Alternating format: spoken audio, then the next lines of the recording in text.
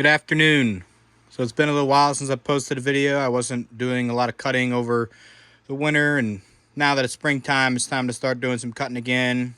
And I figured now would be a good time to introduce this new hybrid chainsaw build that I've been thinking about for a long time, but finally have figured out a way to do it correctly. So as you saw in the title, I think that this will be the ultimate hybrid build based off of the things that we'll discuss in this video. It's going to be a 372 Farmertec XTORQ chassis with a 390 cylinder and piston. This has been done before, but not with the 390 piston. The reason that others chose to use a 12mm wrist pin piston, such as the 661 piston here, is because the 372 connecting rod only can accept a 12mm diameter pin. So here are the two cranks. This is a 390 crankshaft here, and this is a 372 XTORQ crank. That's one that came out of it, the saw. You can see how much larger that the 390 crankshaft is, how much thicker that it is there. So I figured out how to do it with the 390 piston. I think that it will run better.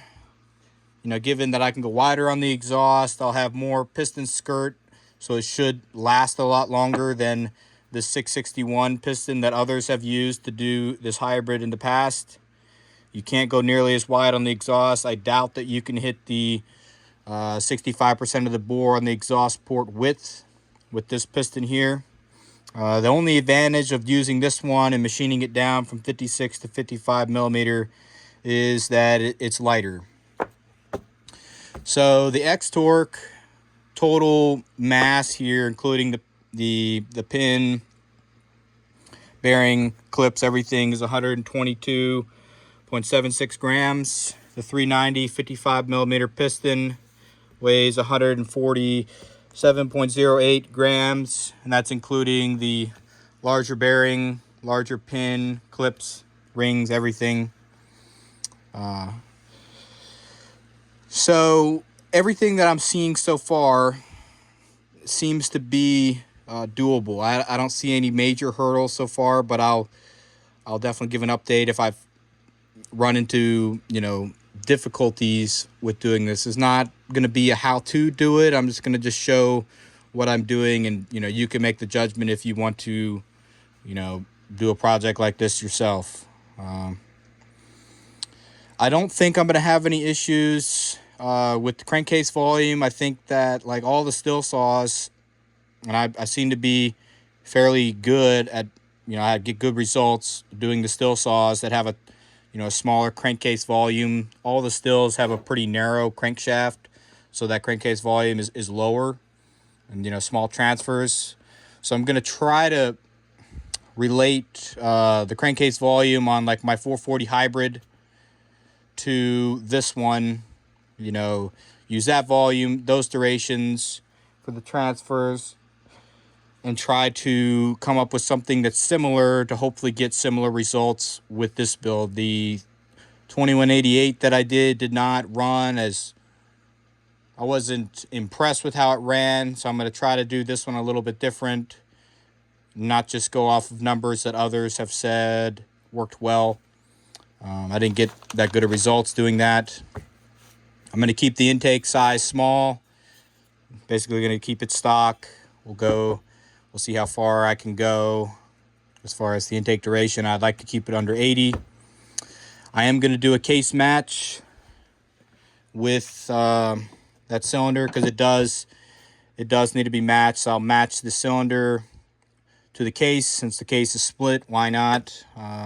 Other thing I will do is I'm going to replace these two studs while it's apart with some OEM studs. I don't know if that's necessary, but if one breaks off, then you got to split the case again in order to fix it. So I'm just going to, go ahead and do that. Just try to, eliminate any major, reliability type issues. I'm going to run SKF bearings. I've got some highway seals. Use highway case gasket as well. We're trying to make this thing reliable. just kind of cover all our bases since we're doing a case, how to do a case split in order to do this build. The other reason why I think that this is the ultimate hybrid is the size of the clutch. So this is the 440 clutch right here, still 440, or well, Farmertec 440 clutch. And you can see this is 372. So I think that larger clutch should be able to handle more power. I don't know if my 440 made enough power to slip the clutch, but I know that others have said the 500i, which I'm pretty sure is the same size clutch as this one. They say that those slip with the power the 500i makes. So I think that we should be good to go as far as putting the power in the wood on that front. What else? I know that this cylinder is offset. You can see kind of the exhaust bolts are offset here, so I'm going to have to do something with the muffler. I want to keep it a muffler. I'd like to keep it looking like a stock appearing kind of thing. Only way you'd really know is you don't have this decomp anymore. I won't be sticking through the top cover. The reason that I went with the XTORQ chassis versus just a regular 372 Farmertec chassis is I know that the 372 XTORQ has a taller top cover.